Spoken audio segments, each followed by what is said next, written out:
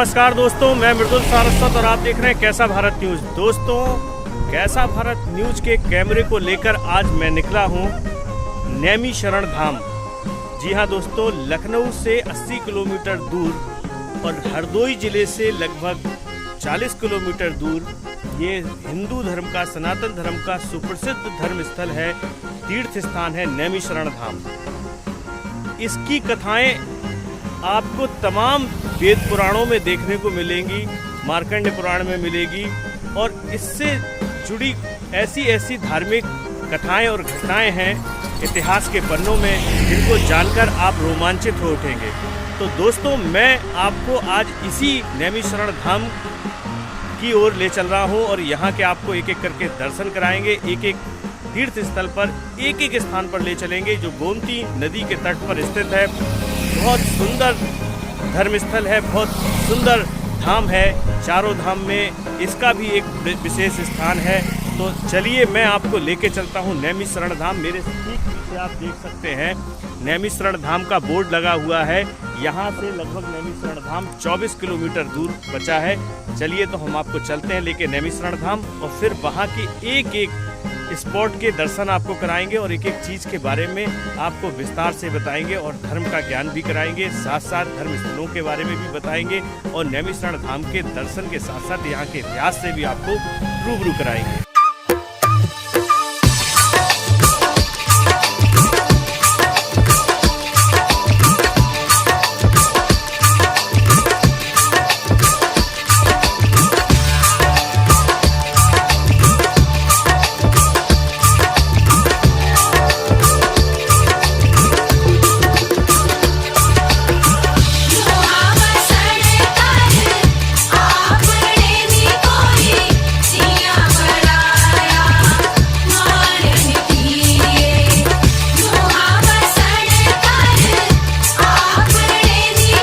दोस्तों, मैं कैसा भारत न्यूज़ के कैमरे के साथ पहुंच चुका हूं नैमिषारण्य धाम, जो सीतापुर ज़िले में आता है और हरदोई से लगभग 40 किलोमीटर दूर, तो लखनऊ से लगभग 80 किलोमीटर दूर है। देख सकते हैं मैं इस समय जिस स्थान पर खड़ा हूं वो चौराहा, वो तिराहा नैमिषारण्य धाम के लिए ही जाना जाता है। यहाँ से ठीक पीछे 2 किलोमीटर लगभग वो नैमिषारण्य धाम का विष्णु चक्र है, जहाँ पर पानी घूमता है चक्र में और यहाँ पर लोग आते हैं, उस कुंड में स्नान करते हैं। उस चक्र का हमारे धर्म से, हमारे विष्णु पुराण से, हमारे मार्कंड पुराण से उसका गहरा ताल्लुक है। उसमें तमाम वेद पुराणों से छुपे रहस्य उसमें छुपे हुए हैं, जहाँ हम आपको लेकर चलेंगे और उन रहस्यों से पर्दा उठाएंगे और इस धाम के आपको पूरे दर्शन कराएंगे। दूसरी तरफ अगर आप मेरे पीछे इस साइड देखें, जहाँ से हम आए हैं हरदोई से लगभग 38 से 40 किलोमीटर दूर, यहाँ थोड़ी दूर पर ही नैमिषारण्य, यहाँ पर एक कुंड है, वो उसके भी हम आपको दर्शन कराएंगे। इस व्यास गद्दी है, उसके भी दर्शन कराएंगे। अगर हम इस तरफ पीछे की तरफ थोड़ा सा घूम जाएं तो आप देख सकते हैं एक बोर्ड लगा है जो दधीची कुंड है। यहाँ पर कहते हैं ऋषि दधीची ने जब देवासुर संग्राम हुआ तो देवताओं ने असुरों से जीतने के लिए दधीची की, जो ऋषि दधीची थे, उनकी हड्डियों को मांगा था, क्योंकि उनकी हड्डियों से शस्त्र बनाने थे। तो दधीची ऋषि ने अपने शरीर को त्याग कर अपनी हड्डियां दान दी थी। वो दधीची कुंड यहीं है, इसी जगह पर है और प्रसिद्ध तीर्थ स्थल है। तो हम आपको वहाँ भी लेकर चलेंगे। तो हम अपनी इस यात्रा को सबसे पहले जो नीमसार का मुख्य कुंड है, नैमिषारण्य धाम का मुख्य कुंड है, हम वहाँ लेकर चलते हैं, जो यहाँ से 2 से 2.5 किलोमीटर दूर है। तो चलिए बने रहिए आप हमारे साथ और हम आपको लेकर चलते हैं इस पवित्र धर्म स्थल पर।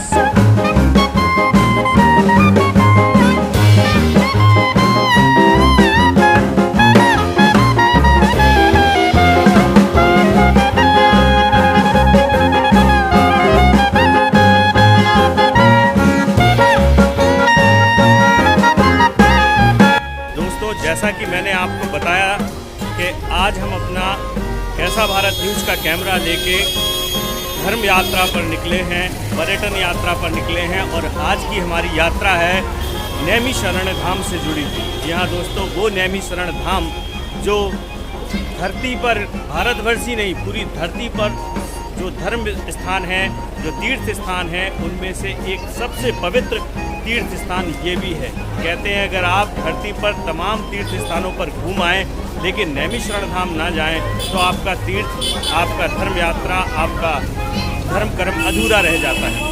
तो दोस्तों, हम आज इसी नैमिषारण्य धाम की तपोभूमि पर मौजूद हैं और यहाँ के एक एक स्थान के दर्शन आपको आज कराने वाले हैं। यहाँ के बारे में, इतिहास के बारे में आपको बताने वाले हैं। दोस्तों देख सकते हैं आप, ये चक्र तीर्थ स्थल का मुख्य द्वार है, जिसके ऊपर 3 चक्र बने हुए हैं।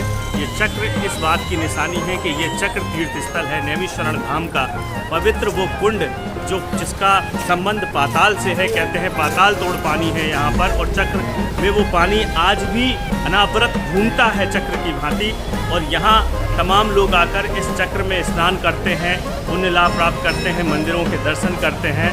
तो चलिए हम इसमें लेके चलते हैं और आपको यहाँ के चक्र के पूरे दर्शन कराते हैं। और देख सकते हैं आप, इस चक्र तीर्थ स्थल के ठीक बाईं ओर हनुमान जी की, बजरंगबली की, संकट मोचन हनुमान का एक मंदिर भी दिया गया है और विशालकाय प्रतिभा है भगवान बजरंगबली की। यहाँ पर श्री राम भक्त हनुमान भी विराजे हुए हैं, क्योंकि हनुमान के बगैर कोई भी तीर्थ स्थल पूरा नहीं होता है। जब तक हनुमान नहीं है तब तक तीर्थ स्थल का कोई औचित्य नहीं है। तो यहाँ द्वार पर देख सकते हैं जो अपना चक्र तीर्थ स्थल है, उस पर सबसे द्वार पर बाईं ओर एक हनुमान जी का मंदिर भी दिया गया है। चलिए अब हम आपको एक यहाँ पर चक्र तीर्थ स्थल पर एक बोर्ड लगाया गया है नैमिषारण्य धाम की जो पर्यटन विभाग है उसकी ओर से। यहाँ इसके बारे में भी बताया गया है। प्रथम नैमिष पुण्य चक्र तीर्थ चा पुष्करम अनुष्या जैवा तीर्थम संख्या नास्ति महितले। चक्र तीर्थ के बारे में यहाँ विवरण भी दिया गया है। यह एक गोलाकार सरोवर है जिसमें श्रद्धा सुजन स्नान भजन पूजन करते हैं। मान्यता है कि यहीं पर ब्रह्मा जी द्वारा महर्षि शौनक व अन्य ऋषियों को दिए गए चक्र की नैमी भूमि में प्रविष्टि हुई थी। देवी भागवत, महाभारत, ब्रह्मा एवं स्कंद पुराण आदि में भी चक्र तीर्थ का उल्लेख मिलता है। सरोवर के चारों ओर देवी देवताओं के मंदिर स्थापित हैं। चक्र तीर्थ महान पुण्यदायी और सभी प्रकार के पापों को नष्ट करने वाला। पांडवों ने अपने कुल संबंधियों की आत्मा की शांति के लिए 12 वर्षों तक तप किया था। इसी भूमि पर, इसी जगह पर सोमवती अमावस्या पर यहाँ स्नान करना विशेष महत्व है। तो ये यहाँ पर एक जो है शिला लगी हुई है, एक पत्थर लगा हुआ है जिसमें इस चक्र तीर्थ स्थल के बारे में दिया गया, जो अभी हमने आपको पढ़ के दिखाया। चलिए अब हम इस चक्र तीर्थ स्थल के अंदर आपको लेके चलते हैं। आप देख सकते हैं हम चक्र तीर्थ स्थल के प्रवेश द्वार से अंदर आ चुके हैं। सामने एक बड़ा सा हॉल है जिसमें तमाम तखत पड़े हुए हैं और यहाँ पर तमाम भक्त जो दूर दूर से आते हैं यहाँ पर इस धाम के दर्शन करने, वो यहाँ पर मौजूद पुजारियों के पास आते हैं। अपने बच्चों का चाहे जन्मदिन हो, चाहे मुंडन संस्कार हो, चाहे तमाम जो भी धार्मिक संस्कार होते हैं उन सब में यहाँ पर आते हैं, यहाँ दर्शन करते हैं, चक्र तीर्थ में स्नान करते हैं, यहाँ पूजा पाठ करके अपने परिवार के लिए पुण्य लाभ प्राप्त करते हैं। तो आप देख सकते हैं यहाँ तमाम भक्तों का तांता लगा हुआ है। लगातार यहाँ भक्तों की भीड़ लगी हुई है।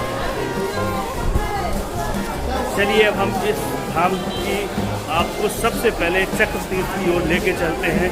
यहाँ पुलिस विभाग के द्वारा भी सिक्योरिटी और सुरक्षा की व्यवस्था की गई है ताकि जो तीर्थ यात्री आए, जो भक्त आए, उनको किसी भी तरीके की असुरक्षा ना महसूस हो, किसी तरीके की समस्या ना हो। आप देख सकते हैं यहाँ पर तमाम पुजारीगण भी मौजूद हैं जो यहाँ आने वाले भक्तों को यहाँ के पुण्य लाभ प्राप्त कराते हैं, उनको यहाँ पूजा पाठ कराते हैं, तमाम तरीके के विधि विधान कराते हैं। तो चलिए आप देख सकते हैं ये सामने मेरे वो चक्र तीर्थ है जिसका हमने वर्णन अभी आपको थोड़ा बहुत बताया है जितना हमारी जानकारी में था, लेकिन इसके बारे में विस्तृत जानकारी, इसके इतिहास के बारे में, इसके पुण्य लाभ के बारे में हम यहीं पर मौजूद हमारे साथ एक पुजारी जी हैं, उनसे हम इसका पूरा विवरण आपको बताएंगे, इसके बारे में बताएंगे। तो आप हमारे साथ बने रहिए और चक्र तीर्थ का पुण्य लाभ कैसा भारत न्यूज़ चैनल के कैमरे पर लगातार करते रहिए। आपको घर बैठे हमारा चैनल इस पवित्र तीर्थ धाम के, इस तपोभूमि के दर्शन कराएगा और यहाँ के बारे में आपको एक एक चीज़ का एक एक बात, बारीक से बारीक बात से आपको रूबरू कराएगा। तो चलिए हम इस चक्र तीर्थ धाम में हमारे साथ एक पुजारी जी हैं, उनसे उनका नाम भी जानेंगे और उनके साथ चलकर इस पूरे चक्र तीर्थ के दर्शन करेंगे, इसके इतिहास इसके जो भी इसका पूरा विवरण है सतयुग से लेकर आज तक का कि क्या इसका महत्व है, किस युग से इसका संबंध है और क्या विशेषता है इस चक्र तीर्थ की, इन सब चीज़ों पर से पर्दा उठाएंगे। तो सबसे पहले हम आपकी मुलाकात कराते हैं पुजारी जी से। नमस्कार पुजारी जी। नमस्कार। हम कैसा भारत न्यूज़ के चैनल से हैं और हम आज नैमिषारण्य धाम के दर्शकों को दर्शन कराने वाले हैं, जिसमें हमारा चैनल सबसे पहले इस चक्र तीर्थ स्थल पर आया है, जो बहुत पवित्र तीर्थ स्थल माना जाता है नैमिषारण्य धाम का। यहाँ इस जो चक्र तीर्थ स्थल है, इसकी पूरी जानकारी कहते हैं कि इसका दाता काफ़ी युगों पुराना है, सतयुग से, द्वापर से, त्रेता से और कलयुग में तो आज मौजूद है ही। तो इसका इन युगों से क्या नाता है, कैसे इसका यहाँ उदय हुआ, इसका क्या इतिहास है, इसका किन ग्रंथों में विवरण मिलता है और जो भी इसकी विशेषता है उसके बारे में हम जानना चाहते हैं। आप हमारे दर्शकों को बताइए। तो सबसे पहले आप अपना परिचय दीजिए। नाम विमल कुमार द्विवेदी है। ये जो चक्र तीर्थ देख रहे हैं, पूर्व काल में शौनकादिक 88,000 ऋषियों ने भगवान ब्रह्मा जी से कहा, भगवान हमको कोई ऐसी पवित्र भूमि बतलाए जहाँ पर हम बैठ करके तपस्या करें और कोई विघ्न न पड़े। तो भगवान ब्रह्मा जी ने अपने मन के द्वारा एक चक्र का सृजन किया और शिव जी को प्रणाम करके उस चक्र को छोड़ा। देवताओं ऋषियों से कहा, जिस भूमि पर ये गिरेगा उसी को आप पवित्र समझेंगे, वहीं पर बैठ करके तपस्या करेंगे, कोई विघ्न नहीं पड़ेगा। तो वो चक्र तीनों लोकों में भ्रमण करता हुआ, ये आरण्य नाम का जंगल था और वो चक्र आकर के यहीं जब गिरा, तो पृथ्वी को काटने लगा। पृथ्वी के नीचे 7 पाताल होते हैं। जब 6.5 पातालों को काट दिया तो देवताओं ने विचार किया कर ये 7 पातालों को काट देगा तो पृथ्वी जलमग्न हो जाएगी, हमारा उद्देश्य है अनुष्ठान करने का कैसे पूर्ण होगा। तो पुनः ब्रह्मा जी का आवाहन किया कि भगवान आपने जो शक्ति छोड़ी है इसको आप रोकिए, वरना ये सब पृथ्वी जलमग्न हो जाएगी। तो ब्रह्मा जी ने कहा, जो मैंने शक्ति छोड़ी है इसको हम नहीं रोक सकते हैं, इस शक्ति को आदि शक्ति ही काट सकती है, इसको रोक सकती है।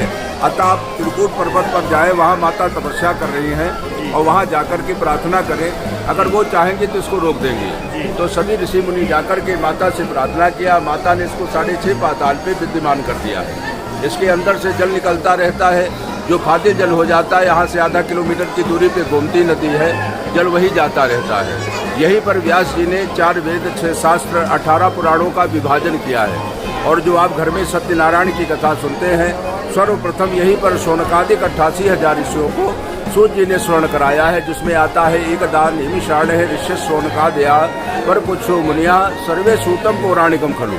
यहाँ पर एक पग चलने से एक अश्वमेध यज्ञ का फल है। फिर श्रद्धा और विश्वास, जाकी रही भावना जैसी प्रभु मूरत देखी तिन तैसी। यहीं पर राजा मनु रानी शतरूपा ने 23,500 वर्ष तक तपस्या किया है और भगवान को पुत्र रूप में प्राप्ति किया है।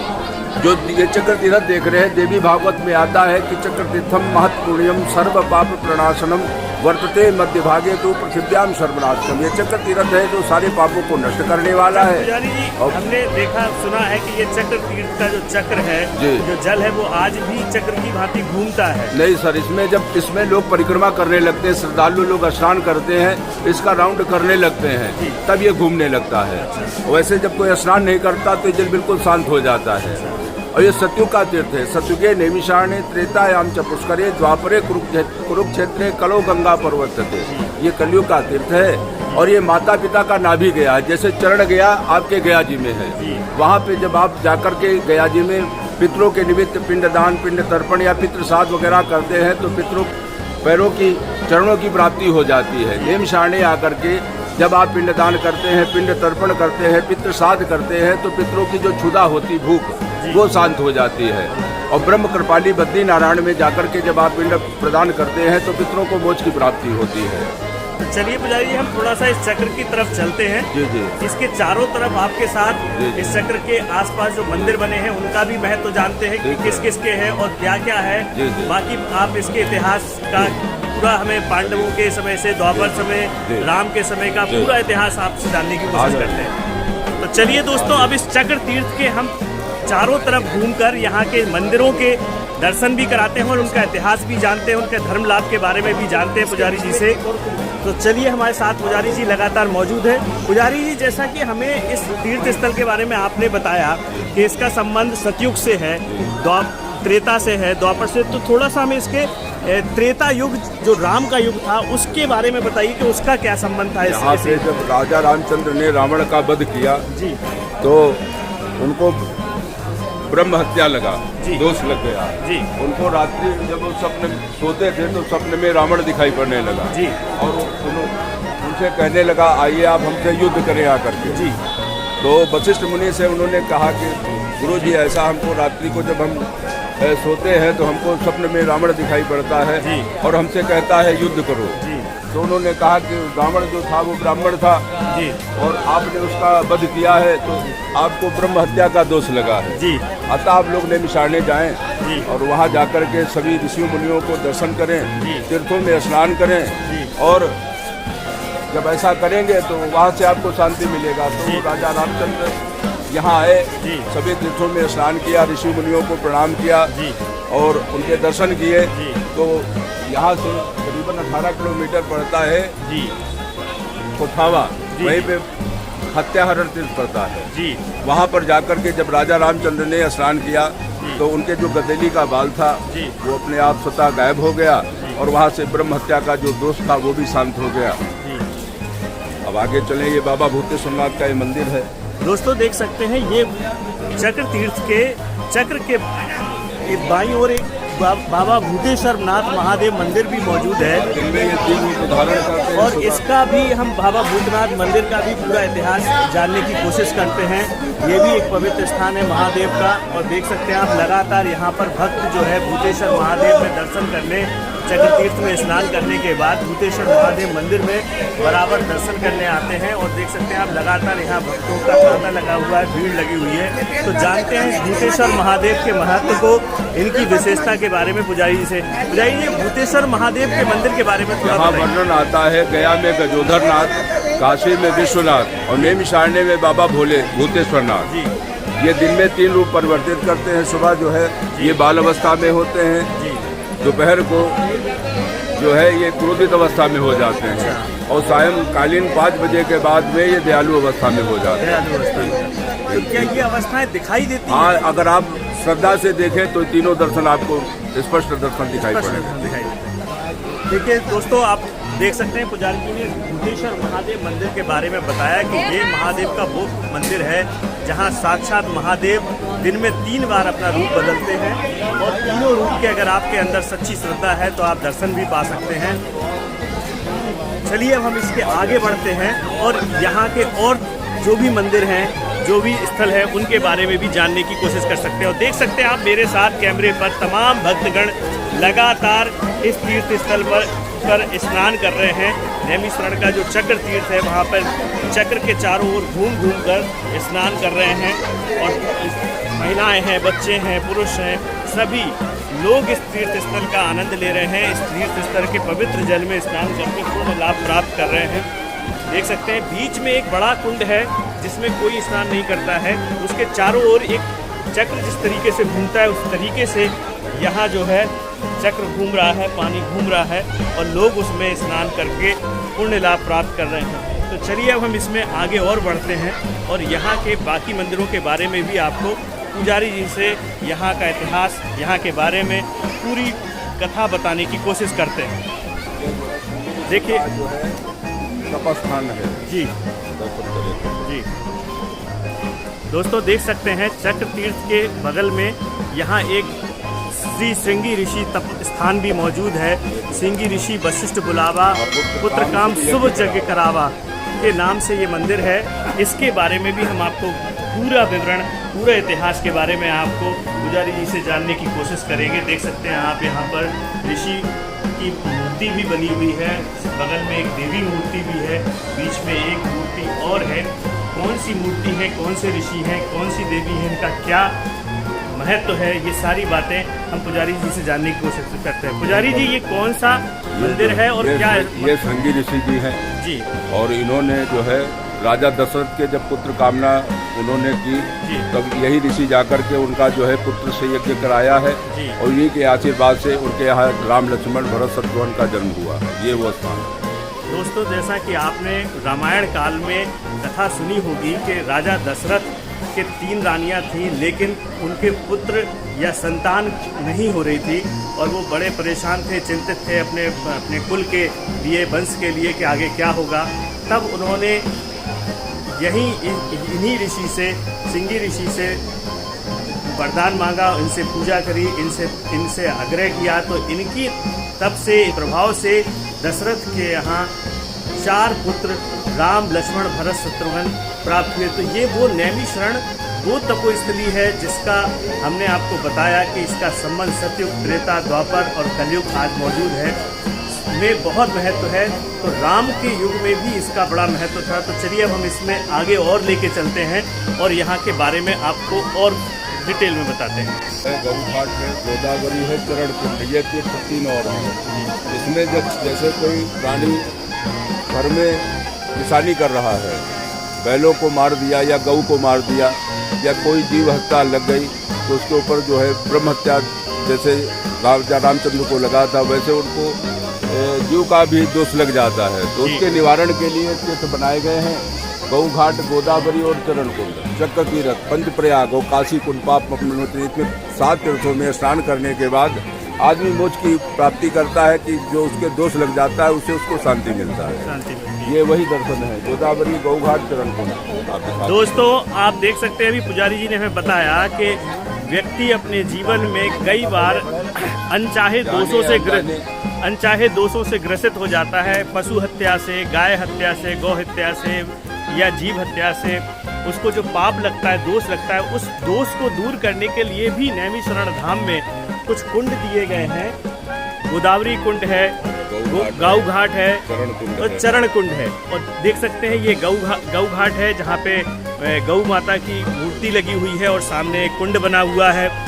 ये वो कुंड है, जैसे किसी को अगर गौ हत्या लगती है, गौ पाप लगता है, तो वो यहाँ इस कुंड में आकर स्नान करने से, यहाँ पूजा पाठ करने से उसके ऊपर वो जो दोष है वो दूर हो जाता है, उस दोष से वो मुक्त हो जाता है। इसी तरीके से आप सामने देख सकते हैं ये गोदावरी मूर्ति भी बनी है माँ गोदावरी की, बीच कुंड में कमल पर विराजी है माँ गोदावरी और ये कुंड बना हुआ है, गोदावरी कुंड है। इसका भी महत्व इन्हीं चीज़ों में है कि अगर किसी के ऊपर कोई दोष लगता है तो वो उस दोष को दूर करने के लिए इस कुंड से स्नान करके, यहाँ पूजा करके अपने उस दोष को दूर करता है। और इसके ठीक बगल में आप देखेंगे ये चरण कुंड है, जिसमें ब्रह्मा कुंड भी बोलते हैं, इसे ब्रह्म कुंड बोलते हैं। और देख सकते हैं आप कि यहाँ पर ब्रह्मा जी, साक्षात ब्रह्मा जी जो है यहाँ पर विराजे हुए हैं, मूर्ति है ब्रह्मा जी की। और दोस्तों एक खास बात हम आपको बता दें, आप किसी भी तीर्थ स्थल पर चले जाएं, महादेव का मंदिर मिल जाएगा, देवियों के मंदिर मिलेंगे, आपको विष्णु जी के मंदिर मिलेंगे, मूर्ति मिलेगी, लेकिन इस पूरे भारतवर्ष, क्या पूरी धरती पर ब्रह्मा जी का एक अगर मंदिर बात की जाए तो या तो पुष्कर में है या शायद एक आध जगह और हो। हम पहली बार यहाँ देख रहे हैं नैमिषारण्य धाम में कि भगवान ब्रह्मा का बहुत सुंदर मूर्ति यहाँ पर बनी है इस कुंड में। और कहते हैं यहाँ भी किसी को अगर किसी ब्राह्मण की हत्या का या किसी तरीके का ब्राह्मण का दोष लगता है तो वो उस दोष के निवारण के लिए उस निवारण के लिए इसी कुंड से स्नान करके और पूजा करके अपने उस दोष से मुक्त होते हैं। यहाँ पर जो है फाल्गुन शुक्ल प्रतिपदा से 84 कोस का परिक्रमा उठता है और ये जो 9 दिन का पड़ाव करते हुए 84 कोस का परिक्रमा करते हुए यही आकर के विश्राम होता है। उसके बाद में यहाँ से 11 किलोमीटर की दूरी पे आपके दधीच कुंड है, मछली तीर्थ, वहाँ पर जाकर के आदमी स्नान ध्यान करके अपना पूरा परिक्रमा पूर्ण हो जाता है। ये बद्री नारायण का मंदिर है, जिनके पूर्वज जो है आपके बद्री धाम नहीं जा पाते हैं बद्री नारायण, तो वो नैमिषारण्य आकर के पटवेद जगन्नाथपुरी से लाते हैं और जो वहाँ नहीं जा पाते तो यहाँ आकर के अपना चढ़ा देते हैं और ये 1 वर्ष रखा रहता है, उसके बाद में ये बद्री धाम को चला जाता है यहाँ से। दोस्तों इस चक्र तीर्थ कुंड का संबंध, जैसा कि अभी हमने आपको पुजारी जी ने भी बताया कि त्रेता के राम के युग से भी था, सतयुग से भी था, इस चक्र तीर्थ का संबंध पांडवों के युग से भी था। क्या रहस्य है पांडवों के युग का, पांडवों ने यहाँ अपना समय बिताया था, कैसे आए थे, क्यों आए थे, कब तक यहाँ रहे थे, क्या विशेषता, क्या उनसे इतिहास जुड़ा है, वो और जानने की कोशिश करते हैं पुजारी जी से। पुजारी जी पांडवों से जुड़ा इतिहास बताइए थोड़ा सा। यहाँ पे 5 पांडव जो थे वो 4 वर्ष यहाँ पे रहे और मन में कि उनकी कामना थी कि सोमवती अमावस्या पड़े जिसका हम स्नान करें और जितने पाप हमारे हैं सब नष्ट हो जाएं। तो 4 वर्ष तक प्रतीक्षा करते रहे। कुछ ईश्वर की ऐसी इच्छा हुई कि उन 4 वर्षों में जो है एक सोमवती अमावस्या नहीं पड़ी। तो पांच पांडव जो थे वो कुपित हो गए और श्राप दे दिया कि आपको जो है कलयुग में हर व्यक्ति को स्पर्श करेगा और आपकी जो इस समय जो चल रही है वो उतनी श्रद्धा नहीं रह जाएगी और सभी इसमें स्नान करेंगे और इतनी आपकी जो महत्ता है सतयुग में इतनी कलयुग में नहीं रहेगी और वर्ष में एक बार नहीं है, आप 3-3, 4-4 वर्ष में एक बार में आएंगी। यही इसकी वो व्यवस्था है। तो दोस्तों, आपने सुना पुजारी जी के मुख से कि द्वापर युग में जब पांडवों को वनवास हुआ था, उस वनवास के दौरान वो यहाँ इस चक्र तीर्थ स्थल पर आए थे और उनकी कामना थी कि यहाँ पर सोमवती अमावस्या पड़े और उस दिन यहाँ वो स्नान करें और हवन पूजन करें। लेकिन किस्मत ऐसी रही उनकी कि जब तक वो यहाँ रुके तब तक ऐसा 4 वर्षों में एक बार भी सोमवती अमावस्या यहाँ नहीं पड़ी और इससे वो खिन्न हुए और खिन्न होकर उन्होंने एक श्राप दिया कि यहाँ पर जितना आज इसका प्रभाव है उतना भविष्य में या कलयुग में इसका प्रभाव नहीं रहेगा। उनके प्रभाव का कारण ही है कि यहाँ पर सोमवती अमावस्या अब वर्ष में कई बार पड़ती है। तो चलिए दोस्तों, अब हम यहाँ पर मौजूद कुछ तीर्थ यात्रियों से भी मिलते हैं, उनसे भी जानने की कोशिश करते हैं कि उन्हें यहाँ आकर कैसा लगता है और वो यहाँ कितनी बार आ चुके हैं, क्या लाभ यहाँ आकर उन्हें मिलता है।